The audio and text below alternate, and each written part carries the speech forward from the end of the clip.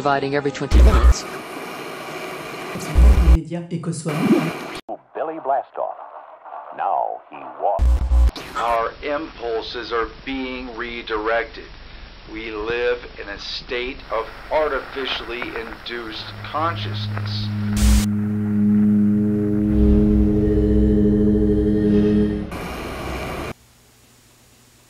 Have you seen this? You gotta check this out. It's the ultimate alien sci-fi takeover scenario.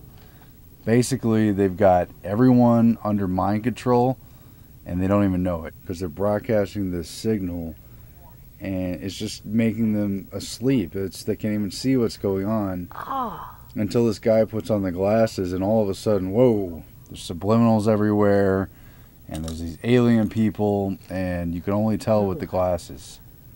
All right. You gotta check this out.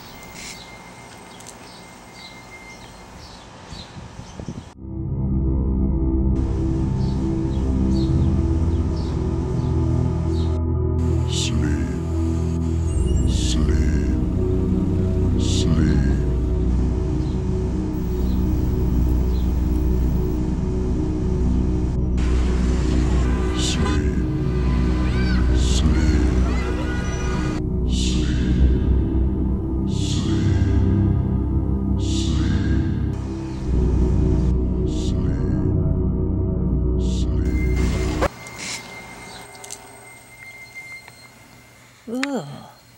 I don't think it could really be like that, do you? Like this? I mean, like in real life, they could maybe have something like this that they actually use against people. Maybe. That's a scary thought. Though some scoff at the idea, television has long been referred to as the opiate of the masses. However, this statement actually has basis in scientific fact. In the late 60s, a researcher for government defense contractor General Electric named Herbert Krugman conducted a number of experiments on the effect of TV on a person's brainwaves. He found that television took people from a beta state associated with alert, active, critical thought to an alpha, or relaxed, daydreaming state in less than 1 minute. After that minute, the critical hemisphere of the brain tunes out, and the viewer goes on autopilot. But wait, here comes the greatest ding-a-ling of them all. In fact, the brain scans of someone watching TV are remarkably similar to those of the same person sleeping. It's this semi-hypnotic state that author Wes Moore says produces highly functional, mobile biosurvival robots. Well, at the very least, there's a reason it's called television programming. Here's what Krugman's studies tell us. First, internal alpha responses can be stimulated by the appropriate external frequencies. This is also known as entrainment. Second, Krugman found that the TV transmitted information not thought about at the time of exposure. Television is a form of passive learning, or learning without involvement, enhanced by the artificial induction of alpha rhythm and the aid of a flickering light. Third, the idea that advertisements have to be repeated over and over is a myth. While what we see on TV isn't always reality, this magical electronic window creates experiences in the mind that are recorded as if they were real. Once the viewer has seen something on TV, they never truly forget it. They just put it out of their minds until their brain needs to recall it, say, in a store. Then the response to the commercial continues, long after the TV has been turned off. In the post-World War II era, television became the main source of entertainment and information. Households even rearranged their living rooms around the TV set, making it the central focus of most homes. While there are hundreds of channels to choose from today, back then there were just 3 channels, NBC, CBS, and ABC.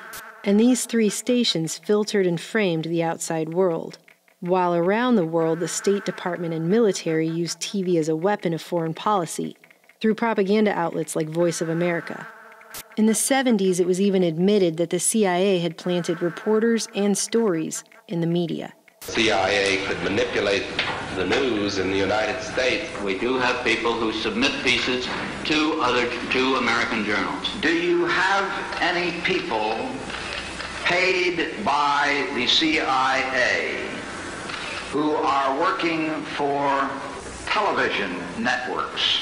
This, I think, gets into the kind of getting into the details, Mr. Chairman, that I'd like to get into in executive session.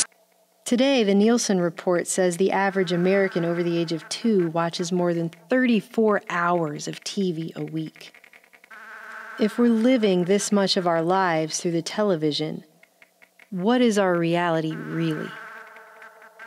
It's hard to deny that television has transformed us into a society of spectators, of passive consumers. Author Joyce Nelson wrote that we're not interacting with this device, but instead we're meant to look through the TV as though it were simply a replacement for our eyes. And such electronic media provides station managers, Hollywood directors, advertisers, corporations, and even the government with direct access to our minds. How to sleep, how to get up in the morning, how to brush your hair, how to eat, how to dress, how to communicate, how to have manners, how to play, how to make good habits, how to be well groomed, how to wash your hands, how to be a good student, how to be healthy, how to control your emotions, how to be a friend, how to be popular, how to be a citizen, how to be productive, how to be professional, how to succeed, how to prepare, how to date, how to be ready for marriage, how to be a parent, how to act your age, how to grow old, how to live, how to die, how to live, how to die, how to live, how to die, how to live, how to die. The underclass is growing. Human rights are non-existent. In their repressive society, we are their unwitting accomplices. Their intention to rule rests with the annihilation of consciousness. We have been lulled into a trance. We've become indifferent to ourselves, to others. They're also working on such things as a powdered whole milk. We are focused only on our own gain. Please understand they are safe as long as they are not discovered. That is their method of survival. Keep us asleep, keep us selfish, keep us sedated. Controlling the masses is an age-old tactic. Plato wrote about various techniques in his famous work, The Republic, that could direct behavior and opinions, sophisticated tricks and deceptions to guide the population. For example, by a fake lottery designed to keep undesirable people from outbreeding the model citizens they wanted to promote. So it was this system to keep people down and delude them. Plato understood that reality could be warped and manipulated to suit the world desired by those in charge. Plato's famous allegory of the cave theorized a behavioral study of a group of people chained down by an unknown master so that even their head couldn't move. They were trapped in some kind of ancient Greek mind control experiment, you know? As long as they could remember they had lived like this. Their only reality consisted of shadow puppets projected upon the cave wall. Forms, shapes, caricatures of real life. They would understand only as much as they were shown. Those who cast the shadows also programmed their experiences. The rest of the mind was a blank canvas. The psychology exhibited by these test subjects shed light on how effectively the regime could control reality in the minds of its citizenry. In a later phase of the experiment, one of the subjects was set free from the testing site to demonstrate the power of the constructed reality under which he and the others had been raised. Unshackled, he emerged into the light, first of the fire that cast the shadows, then of the light above from the sun. The freed man saw life for the first time, not just the beauty of life above ground, but the true nature of existence. Fresh air, water flowing, animal life in intricate details. Elated, he returned to the cave to tell his fellow captives, As he tries to unchain them, he describes how different the world above really was from their strange and limited world of illusions inside the cave. But they wouldn't listen. They laughed and mocked his wild visions. But why had they not believed his account? That they had ever been tricked to accept this slavery as truth now completely baffled him. Hidden hands crafted this artificial world. Cleverly, their shadows are cast by technique rather than magic. Those images, combined with myth, could project power over the psyche of the whole populace.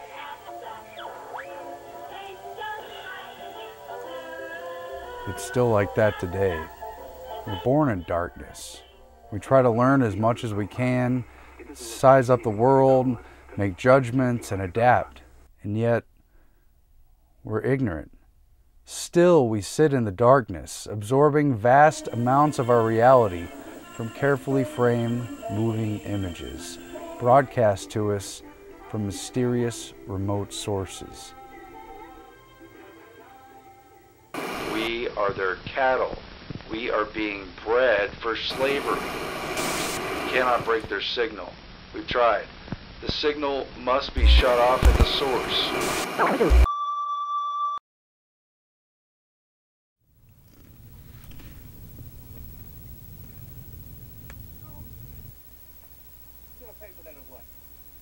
How would you prove something like that?